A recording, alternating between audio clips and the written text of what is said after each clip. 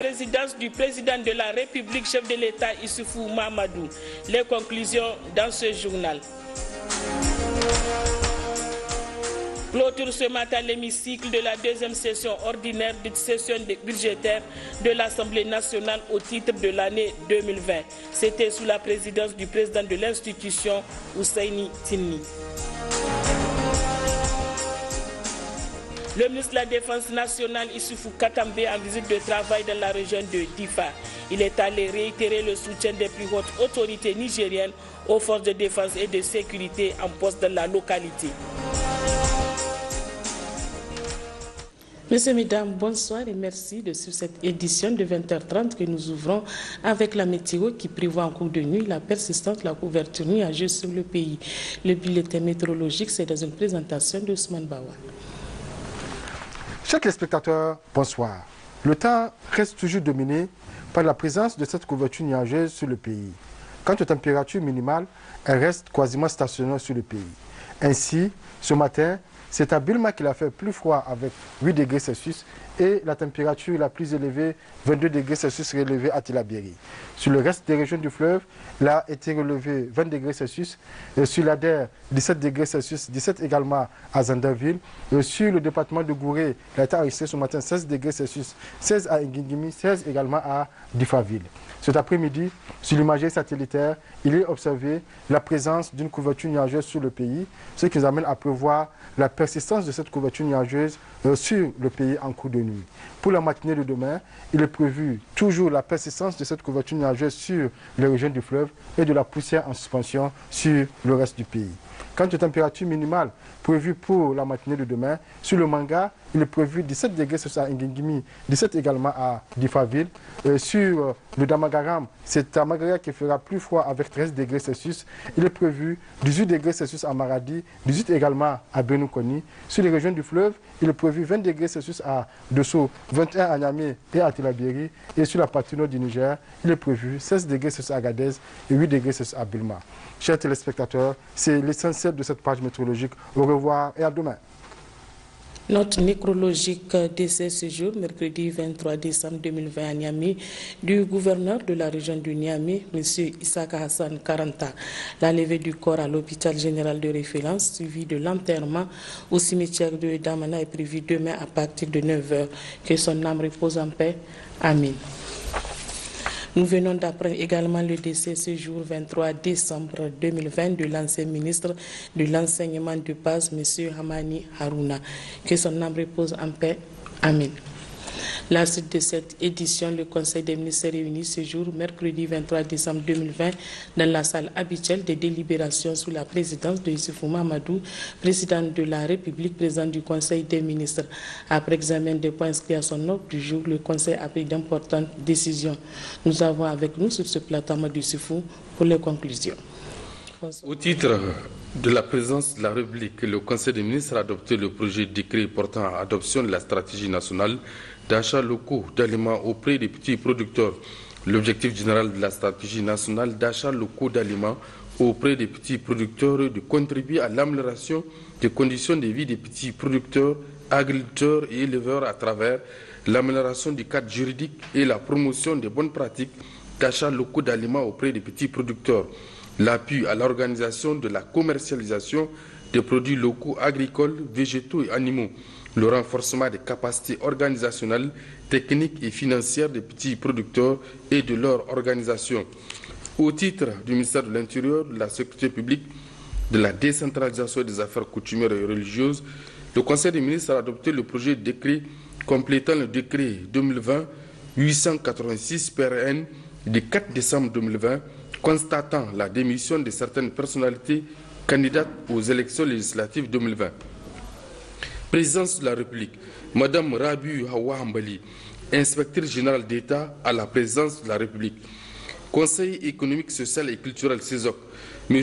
Amadou Hamadou, directeur de cabinet adjoint du président du Conseil économique, social et culturel CESOC. Ministère des Finances, M. Seydou Assouman, directeur régional des impôts de Niamey. Ministère des Mines, M. Adama Nouhou, secrétaire général adjoint du ministère des Mines. M. Hamadou Hassan, directeur des exploitations minières à petite échelle et des carrières. Ministère de l'entrepreneuriat des jeunes, M. Abdelkadri Hamma, secrétaire général du ministère de l'entrepreneuriat des jeunes, matricule 87056T, M. Halid Ahmed Ousmane, directeur du partenariat et du financement des projets des jeunes entrepreneurs, matricule 143-284L, M. Karim Sameilou, directeur de la formation des jeunes aux initiatives entrepreneuriales, matricule 119-964M, M. Oumarou Issifi, directeur du développement des incubateurs et de la promotion des entreprises des jeunes, matricule 55-171B. Ministère de la Communication, M. Sen Djingare, directeur de la communication, matricule 71-257H, M. Lawli Chegou, directeur général de l'Agence nationale de diffusion, matricule 100-186N, ministère de la Jeunesse et des Sports, M. Isaac Nanarba, matricule 79-464K, directeur de cabinet du ministre de la Jeunesse et des Sports, M. Seydou Bawa, matricule 126-133L, secrétaire permanent du Fonds national pour le développement du sport, Mme Ramon Toussoumana Maroumfa, matricule 68-923W, directrice régionale de la jeunesse et des sports de Niamey. Ministère de la Renaissance culturelle, des arts et de la modernisation sociale, Dr Moussa Harou, secrétaire général du ministère. Au titre du ministère des Mines, le Conseil des ministres a adopté le projet de texte portant attribution d'un permis pour grande exploitation d'uranium dénommé Inbukata, situé dans le département de Tirozérine, région d'Agadez, à la société Global Atomic Fuels Corporation pour le compte de la société d'exploitation. Les installations et équipements pour cette exploitation comprennent entre autres une mine souterraine et ses équipements, l'usine de traitement et une route goudronnée devant relier le site à la RTA. Le montant de l'investissement est de 121 milliards de francs CFA pour une valeur actuelle nette d'environ 107 milliards de francs CFA avec un taux de rentabilité interne de 22%. En cas d'attribution du dit permis, outre les recettes fiscales, les retombées immédiates attendues sont la création de 217 emplois permanents directs, la contribution au développement local des collectivités territoriales dans lesquelles la société conduira ses activités en participant au financement des infrastructures collectives, la participation à l'entretien de la route Tawa-Arlet. Mesures nominatives. Le Conseil des ministres a adopté les mesures individuelles suivantes. Au titre du ministère de l'Intérieur, de la Sécurité publique, de la décentralisation des affaires coutumières et religieuses, M. Miko Ibrahima est nommé secrétaire général du gouvernorat de Tawa en remplacement de M. Harouna Assakale, candidat aux élections législatives. M. Yahya Insa, matricule 70086W, est nommé préfet de Boboï en remplacement de M. Mahmoud Munkaila, appelé à d'autres fonctions. Au titre du ministère de l'enseignement primaire, de l'alphabétisation, de la promotion des langues nationales et de l'éducation civique, M. Abdraman, professeur d'enseignement secondaire matricule 67750G, est nommé conseiller technique du ministre de l'enseignement primaire, de l'alphabétisation, de la promotion des langues nationales et de l'éducation civique. Au titre du ministère de la Renaissance culturelle, des arts et de la modernisation sociale, M. Mohamed Goni Boulama Abdraman, directeur administratif matricule 115-845V, est nommé secrétaire général du ministère de la Renaissance culturelle, des arts et de la modernisation sociale. M. Ibrahim Momangida, chargé d'enseignement matricule 62-934X, est nommé secrétaire général adjoint du ministère de la Renaissance culturelle, des arts et de la modernisation sociale. M. Maki Garba, inspecteur de jeunesse et des sports, matricule 122-419S, est nommé directeur de l'économie culturelle et créative au ministère de la Renaissance culturelle, des arts et de la modernisation sociale. Communication. Le Conseil des ministres a entendu 4 communications. Une communication du ministre, directeur de cabinet du président de la République par intérim, relative à l'attribution d'un marché public passé par appel d'offres restreint, relatif au contrat de recrutement du maître d'œuvre des travaux de construction et d'équipement du barrage hydroélectrique de Kandaji. Ce marché d'un montant de 6 577 953 737 francs CFA a pour attributaire le cabinet de consultants énergie et Infratech avec un délai d'exécution de 72 mois. Deux communications du ministre de la Santé publique. La première communication est relative à l'attribution d'un marché public passé par entente directe avec la centrale d'achat des médicaments essentiels génériques et de consommables médicaux CAMEG pour l'acquisition de médicaments pour la chimioprophylaxie saisonnière CPS pour les enfants de 3 à 11 mois et de 12 à 59 mois dans le cadre de la mise en œuvre du projet paludisme et maladies tropicales négligées. Le montant de ce marché est de 568 969 055 francs CFA hors taxe avec un délai de livraison de 15 jours à côté de l'enregistrement du marché. Les deux communications sont faites à titre d'information conformément aux dispositions de l'arrêté 0107 PM RMP du 1er août 2019 fixant les seuils dans le cadre de la passation des marchés publics qui dispose en son article 13 tout marché public dont le montant est égal ou supérieur à 500 millions de francs CFA hors taxe sur la valeur ajoutée doit faire l'objet d'une communication préalable en conseil du ministre de la part du ministre en charge du secteur concerné. La deuxième communication du ministre de la Santé publique est relative à la situation de la COVID-19. Au Niger, à la date du 20 décembre 2020, l'évolution de la pandémie de la COVID-19 se présente avec une augmentation du RO qui passe de 0,264 au 9 décembre 2020 à 0,273. Stratégie de la riposte, confinement.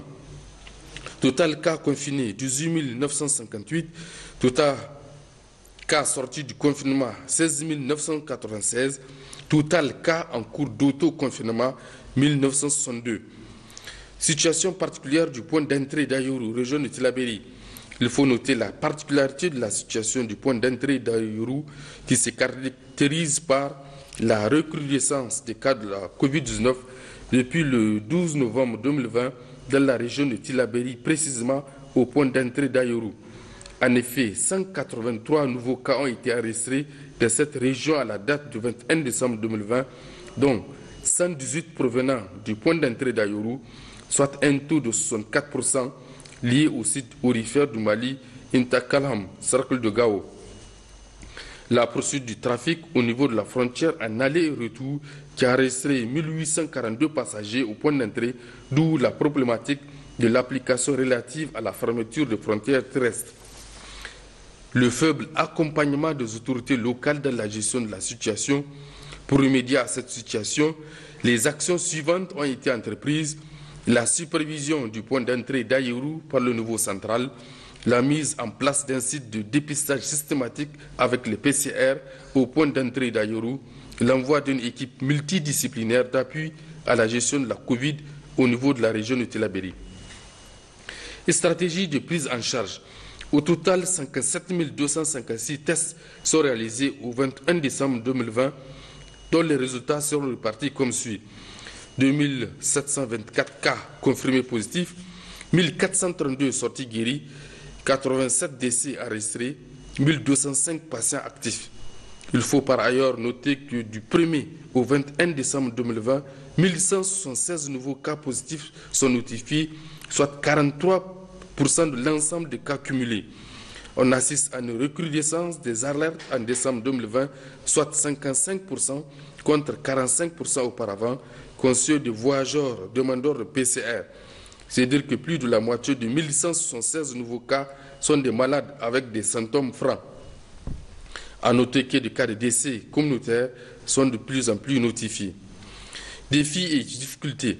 La persistance de l'afflux des cas au niveau d'Ayourou en provenance du site aurifère malgré la fermeture des frontières, les difficultés d'application effective du port obligatoire de bavette au niveau des compagnies de transport terrestre malgré les correspondances initiées dans ce sens par le ministère de la Santé publique et le ministère des Transports, les difficultés dans le suivi de l'application effective de la mesure relative au port obligatoire de bavette au niveau des administrations publiques et privées, l'augmentation du risque de contamination au cours des cérémonies telles que les mariages, les baptêmes, les funérailles et les fêtes de fin d'année, ainsi que le contexte actuel des élections.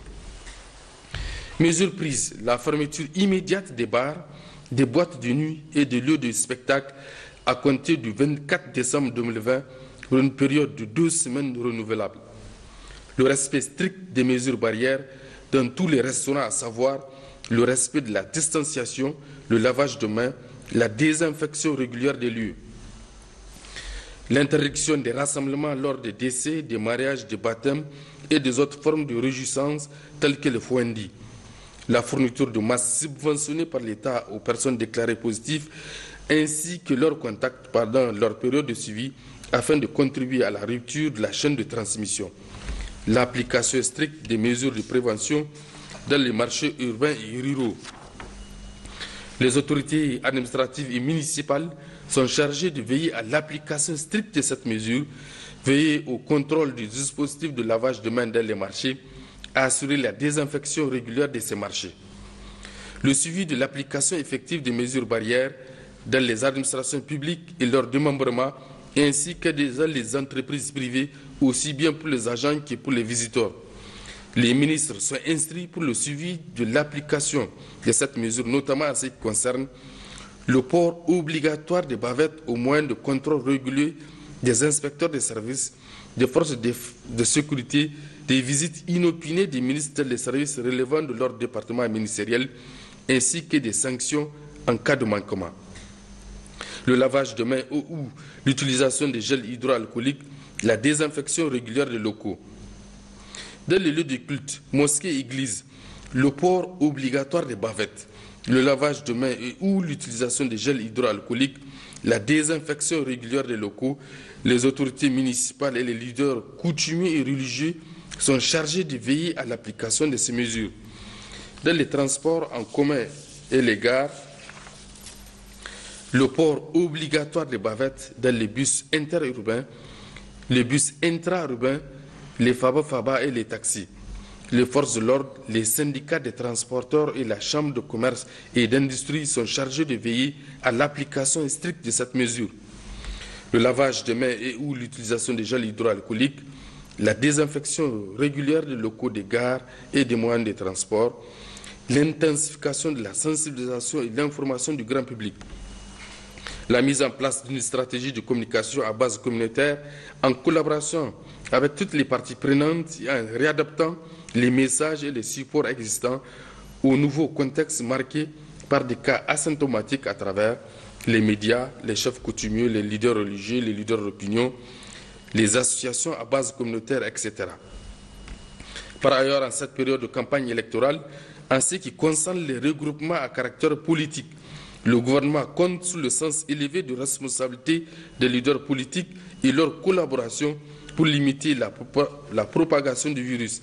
Les invite en conséquence à prendre les mesures nécessaires pour faire respecter scrupuleusement les mesures barrières, notamment la distanciation physique et le port de bavettes par les militants. Vaccin contre la Covid-19. Au Niger, plusieurs actions ont été entreprises en termes de préparatifs pour l'introduction du vaccin, à savoir la mise en place du groupe national de coordination, la mise en place du groupe technique de travail, l'identification et la soumission des besoins en assistance technique par l'OMS et l'UNICEF, la soumission du plan de demande de vaccins depuis le 7 décembre 2020 avec 47% de la population à vacciner, notamment les personnes âgées, les personnes avec comorbidité, les agents de santé, les scolaires et leurs enseignants, le personnel de l'administration publique, le personnel des forces de défense et de sécurité. Les 20% des dépenses seront pris en charge par les partenaires à travers COVAX et les 27% par le gouvernement, soit 70 milliards de francs CFA environ. La préparation du dossier pour l'obtention des autorisations de mise sur le marché AM du vaccin, la réception de la lettre de confirmation de l'acceptation du Niger au mécanisme COVAX en tant que membre du groupe AMC. Les étapes en cours sont l'élaboration du plan de déploiement du vaccin et l'identification des besoins complémentaires en matériel de chaîne de froid. Une communication du ministre des Mines par intérim relative à la situation de la Société des Mines du Liptako, SML. Merci Amadou. La suite de cette édition, le président de la République, chef de l'État Issoufou Mahamadou, a eu ce matin une audience virtuelle avec Madame Amourada Gupta, directrice exécutive adjointe du Gavi, Alliance mondiale du vaccin. Cette rencontre virtuelle est en réalité une réunion de haut niveau pour le renforcement du partenariat Gavi-Niger et de remerciement de son Excellence pour son brillant rôle de champion mondial de la vaccination. Le point avec Amadou Issoufou et Issa Keïssa. Sauver des vies d'enfants et protéger la santé de la population en facilitant l'accès équitable aux vaccins dans les pays à faible revenu, c'est la principale vocation de Gavi, l'Alliance mondiale du vaccin. Mais l'avènement du Covid-19 a engendré des conséquences socio-économiques, dont la perturbation des activités de vaccination de routine. Vous savez, depuis un certain temps, donc, un nouveau vaccin a été développé. Et beaucoup de pays ont souhaité accéder à ces vaccins. Donc une alliance a été mise en place à cet effet qu'on appelle le COVAX, donc le vaccin contre le Covid. Et le Niger a souscrit à cette alliance de façon à ce que les populations du Niger puissent bénéficier très tôt, en tout cas, de cette vaccination-là. Dans le souhait qu'a exprimé le président, c'est que notre pays puisse accéder à cette vaccination-là au plus tard, au courant du premier trimestre 2021. La mise sur le marché de vaccins contre la pandémie du Covid-19 suscite espoir et engagement.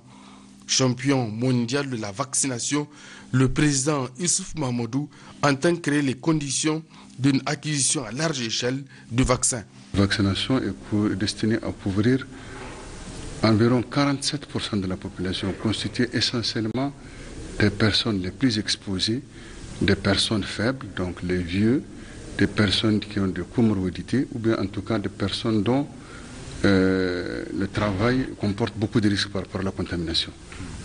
Et cette alliance-là va prendre en charge 20% des coûts du vaccin. Et le reste, c'est-à-dire les 47% restants, seront pris en charge par l'État nigérien. Et les estimations qui ont été faites estiment à environ 70 milliards les coûts que l'État nigérien doit supporter par rapport à cette vaccination-là. Et le président s'est engagé effectivement à le faire pour protéger la population nigérienne. D'ores et déjà, face à la recrudescence du Covid-19, le gouvernement a pris de nouvelles mesures, dont la fermeture des établissements scolaires. Il a en outre sollicité l'appui des couches socio-professionnelles pour stopper la survenue des nouveaux cas. À l'Assemblée nationale, les parlementaires ont clos les travaux de la deuxième session ordinaire au titre de l'année 2020, dite session budgétaire.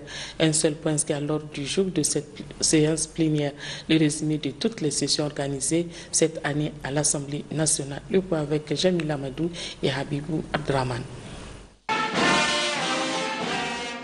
La clôture de cette deuxième session budgétaire de l'année 2020 à l'hémicycle de l'Assemblée nationale a débuté par l'hymne national, la nigérienne, en présence du président de la dite institution, les membres du gouvernement, les députés nationaux et plusieurs représentants des institutions nationales et internationales.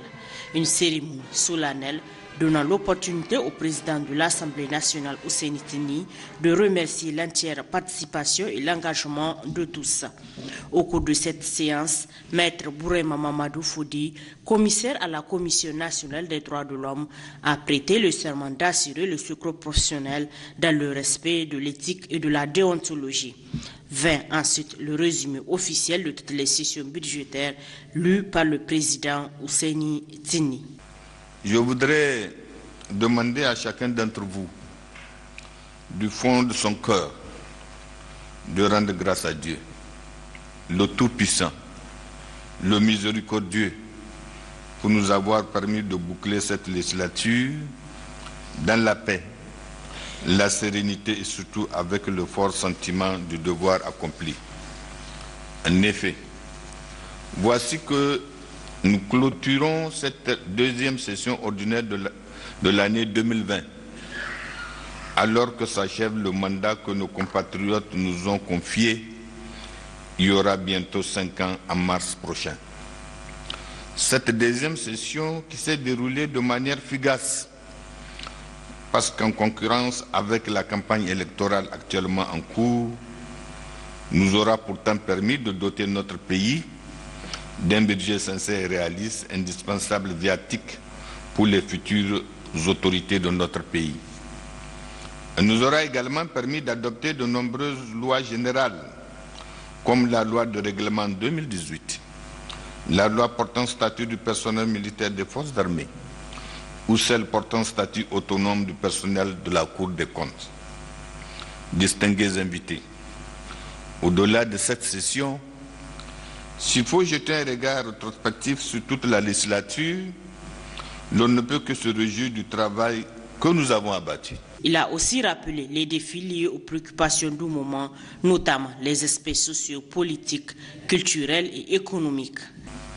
Cette législature qui s'achève aura tenu toutes ses promesses.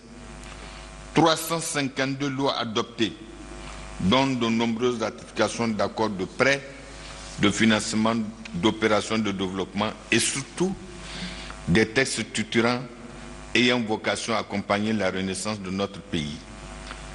Il s'agit entre autres des textes comme le Code de l'électricité, le Code pénal et le Code de procédure pénale, le Code pétrolier, le Code des douanes, le Code des investissements, le Code de l'urbanisme et de l'habitat, les principes fondamentaux de l'urbanisme, les principes fondamentaux de l'organisation de la protection civile, la loi sur la communication audiovisuelle, le texte sur l'organisation et les compétences des juridictions, la loi sur le régime de l'état civil, la loi sur la lutte contre la cybercriminalité, le texte sur l'organisation de la concurrence, celui sur l'interception des communications par voie électronique.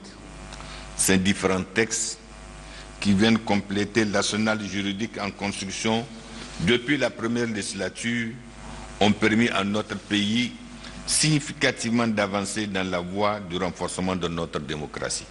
C'est sur une note de satisfaction générale qu'ont pris fin les travaux de la deuxième session budgétaire de l'année 2020 à l'Assemblée nationale. Et puis ce communiqué du ministère de la Défense nationale, le 21 décembre 2020, aux environs de 10 heures, une patrouille des forces armées nigériennes est tombée dans une embuscade tendue par des éléments terroristes lourdement armés sur des motos et à bord de véhicules dans le secteur de Tarum, localité située à 57 km au nord-est de Walam. Le bilan est le suivant. Côté ami, 7 militaires décédés, 3 autres blessés, dont un civil. Côté ennemi, 4 terroristes neutralisés. Des motos et de l'armement récupérés. La riposte spontanée de nos forces et de l'intervention prompte et efficace des éléments de renfort ont permis de neutraliser certains terroristes et de mettre en déroute les assaillants. Les opérations de ratissage se poursuivent dans la zone. Le ministre de la Défense nationale, au nom du président de la République, chef suprême des armées, et au nom du gouvernement, adresse ses condoléances les plus attestées aux familles des disparus et souhaite un prompt rétablissement aux blessés. Il apporte ses encouragements aux forces de défense et de sécurité dans leur mission de défense de l'intégrité territoriale. Il saisit cette opportunité pour saluer la coopération des forces partenaires dans le cadre de la lutte contre le terrorisme aux côtés des forces de défense et de sécurité nigériennes. La suite de cette édition, poursuivant sa mission de travail dans la région de Difa, le ministre de la Défense nationale, professeur Issoufou Katambe, était du samedi au dimanche dans les localités de Ndingimi, Ngouti et Boulabérine, où il a effectué des visites et des rencontres avec les soldats en poste dans ces 3 localités. Les précisions avec Abdraman Boukari et Hassan Abdou.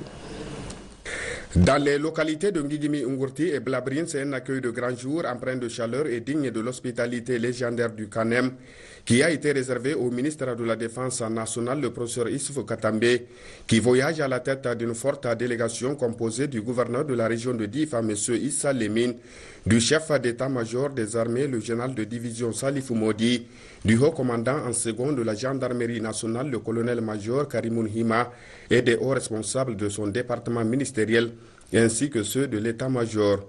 Au programme des activités menées au niveau de ces 3 localités, une série de visites consacrées à l'inspection des services et des rapports avec l'ensemble des soldats engagés sur le front, dont le moral est au beau fixe.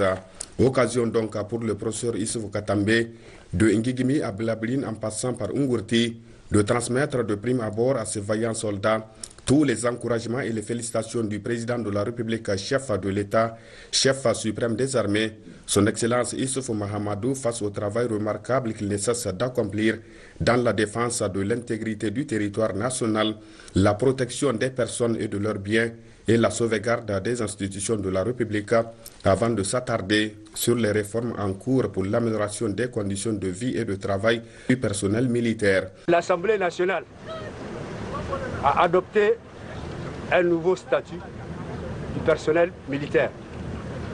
Et dans ce statut, nous avons tenu compte qu'il faut améliorer vos conditions de vie et de travail. Une particularité importante de ce statut, c'est que nous avons prolongé l'âge de la retraite de tous les corps, de 2 à 4 ans. Indépendamment de ça, dans ce statut, il est prévu que quand vous allez à la retraite, on vous donne 12 mois de votre dernier salaire. L'autre aspect important, l'augmentation des effectifs. Mais l'augmentation des effectifs doit aller de pair avec la formation. Et c'est dans ce cadre-là que nous avons prévu de créer beaucoup d'écoles de formation.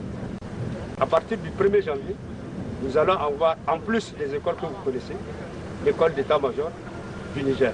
Abondant dans le même sens, le chef d'état-major des armées, le général de division Salif Moudi, le haut commandant en second de la gendarmerie nationale, le colonel-major Karimoun Hima, et le directeur des affaires judiciaires et du contentieux du ministère de la Défense nationale, le colonel Mustafa Ibrahim, ont amplement développé les différentes opportunités qu'offrent ces projets en matière de protection sociale et juridique avant de s'apaisantir sur un certain nombre d'aspects liés à la carrière militaire, notamment la discipline et le respect de l'hiérarchie, la cohésion, mais aussi et surtout la détermination et l'engagement qui doivent être de mise dans la bataille contre Boko Haram.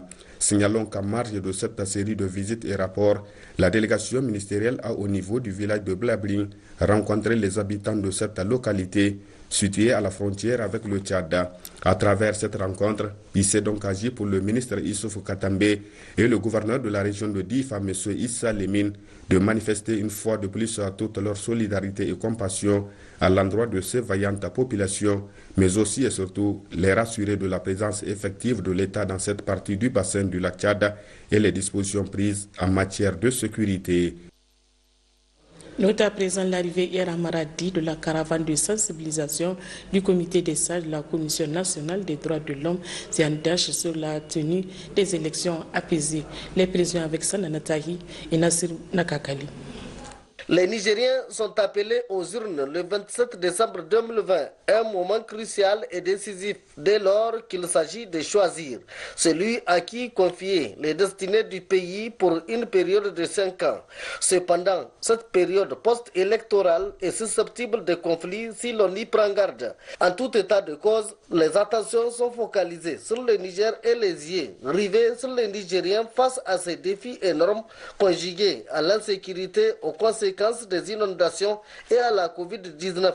Défis qui doivent être impérativement relevés tout en organisant des élections libres, transparentes et apaisées. C'est du reste l'objet de cette caravane du comité des sages de la Commission nationale des droits de l'homme, CNDH, venu à Maradi rencontrer les acteurs, à savoir les chefs traditionnels, les religieux, les partis politiques, les centrales syndicales, les organisations de la société civile, bref, tous ceux qui sont susceptibles d'apporter leur contribution afin que la paix prévale dans notre pays.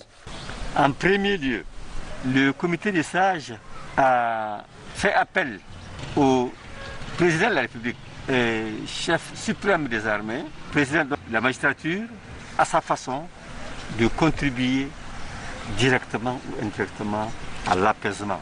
Demander aux institutions judiciaires qu'elles puissent jouer leur rôle afin qu'il y ait sur l'ensemble du pays l'apaisement par rapport au processus électoral. Aux chefs traditionnels, à ce qu'ils usent des moyens dont ils disposent afin que directement ou indirectement nous puissions assister à des élections apaisées afin que le Niger puisse sortir grandi.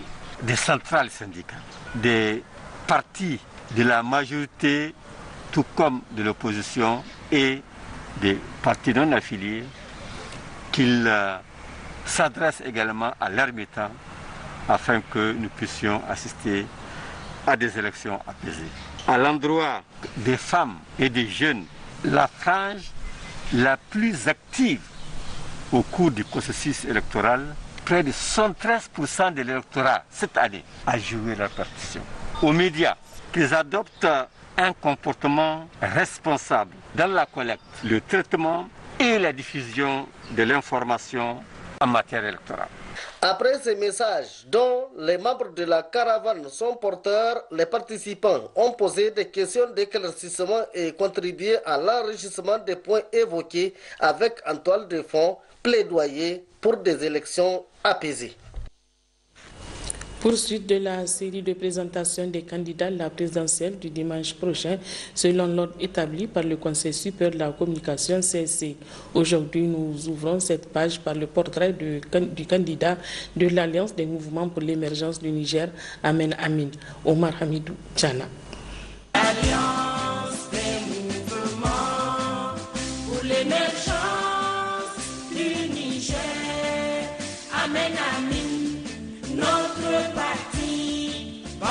Leader charismatique, doté d'une grande réputation, Omar Hamidou Tchana est assurément l'homme qu'il faut pour un Niger nouveau. Marié et père de 6 enfants, à 50 ans, Omar Hamidou Tchana est l'un des Nigériens au parcours estudiantin et professionnel les plus élogieux. Ingénieur informatique, il obtient également un Master of Business Administration à l'ESG de Paris.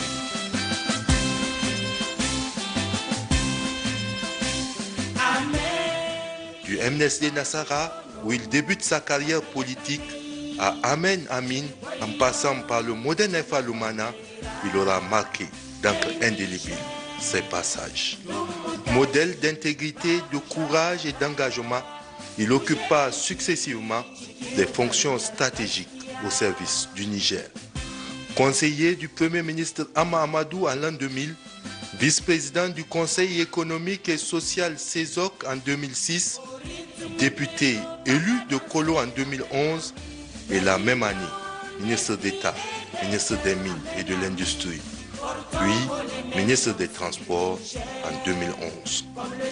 Fin technicien et négociateur dans l'âme, le Niger lui doit la signature de l'accord stratégique avec Areva, donnant au Niger la nigérisation des postes de directeur général des sociétés minières, Somaïr et Cominac. Omar Hamidou Tchana aura également réussi à faire élire un Nigérien à la tête de l'ASECNA, à la surprise générale. Toujours proche du peuple, il parcourt inlassablement les villages du Niger, soit pour des manifestations sociales, soit pour s'enquérir des problèmes des Nigériens, soit pour y apporter aide et soutien. Homme du peuple, Omar Hamidou Tchana pratique le sport en toute simplicité. Il est d'ailleurs ceinture noire de judo et de karaté. C'est aujourd'hui cet homme de grande qualité humaine et morale à la tête du parti Amin Amen qui sollicite vos voix pour les élections présidentielles.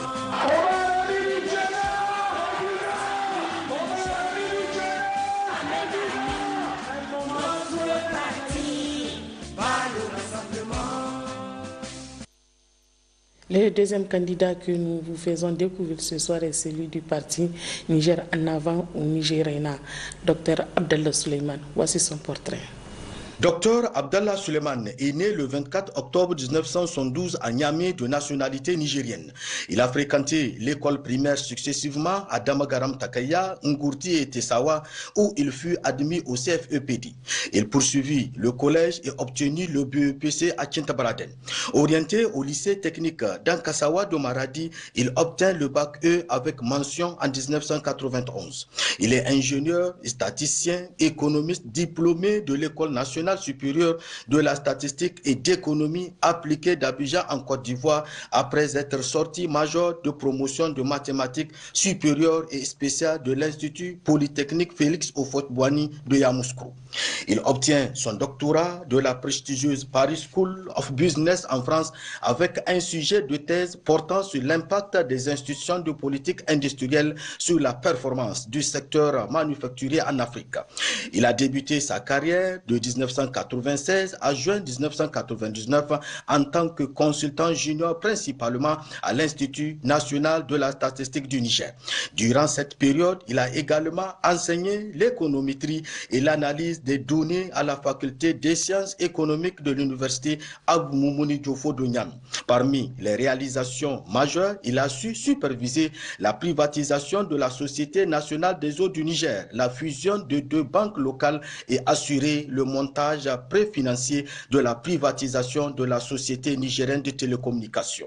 Il a acquis une vaste expérience en tant que consultant indépendant où il a eu à travailler avec différents partenaires au Niger, notamment les agences des Nations Unies, PNUD, FAO, FIDA, le Fonds européen de développement, la Banque mondiale, la coopération japonaise et certaines organisations internationales non gouvernementales. Dr Abdallah Suleiman cumule près de 25 années d'expérience professionnelle, dont 15 sur les questions de développement international. Il était administrateur économiste à la Commission économique des Nations Unies pour l'Afrique à Addis Abeba, où il a pris en charge plusieurs portefeuilles, dont notamment l'accompagnement technique des États membres de la mise en place de la zone de libre-échange continentale africaine ZLECAf. Il a travaillé sur le développement des politiques industrielles et de transformation structurelle dans plus de 40 pays africains. Il était auparavant en charge des questions de financement du développement et de suivi au plan africain des objectifs du millénaire pour le développement. Il est actuellement professeur visiteur à l'Université de Johannesburg sur le programme de master de recherche en élaboration et gestion de la politique industrielle en Afrique et consultant international sur les politiques de développement. Nous vous amenons cette fois-ci à la découverte du candidat du Parti nigérien pour la paix et le développement, PNPD Akal Kassa, M. Itinikar Alassane. Al-Hassan Intikar est né le 1er janvier 1978 à Agadez, de père éleveur de la zone pastorale d'Agadez, époux de 2 femmes et père de 7 enfants. Après sa formation professionnelle et technique, Al-Hassan Intikar s'est intéressé à la lutte citoyenne dans les organisations de la société civile, conformément à ses aspirations de servir les autres. C'est ainsi que son engagement a permis à Timidria d'atteindre plusieurs de ses objectifs, notamment la défense et la jouissance des droits humains et le respect de la dignité humaine. C'est dans ce sens qu'il s'est illustré dans la lutte contre l'esclavage. Après avoir fait ses preuves de la société civile, Al-Hassan Intikar, soucieux du bien-être des populations, entame une carrière politique au sein du Parti nigérien pour l'autogestion avant de créer avec ses camarades le Parti nigérien pour la paix et le développement, PNPD Akal Kassa. Al-Hassan Intikar a participé activement à plusieurs luttes pour le maintien des acquis démocratiques. C'est ainsi qu'il s'est fait remarquer activement dans plusieurs fronts de l'opposition politique. Hyperlink HTTP politique. Il est également très sollicité par les médias indépendants pour des analyses et des débats concernant l'intérêt supérieur de la nation nigérienne. Al-Hassan Intikar est le fondateur du journal Kazim. Al-Hassan Intikar est aujourd'hui un des jeunes leaders politiques le plus influent, avec une forte aura auprès des populations rurales, des femmes et des jeunes qui l'apprécient pour son franc-parler.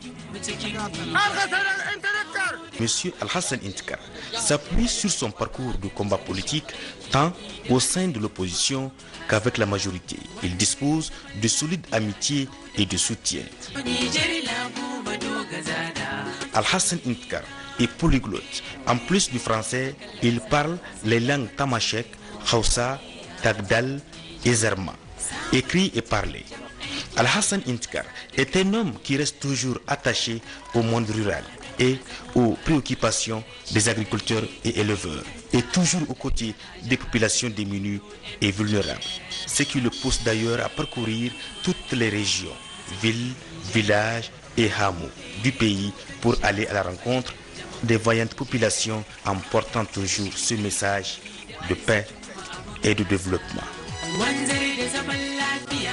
C'est cet homme d'État investi candidat à la présidentielle du 27 décembre 2020 par son parti que nous demandons d'ailleurs aux Nigériens de choisir.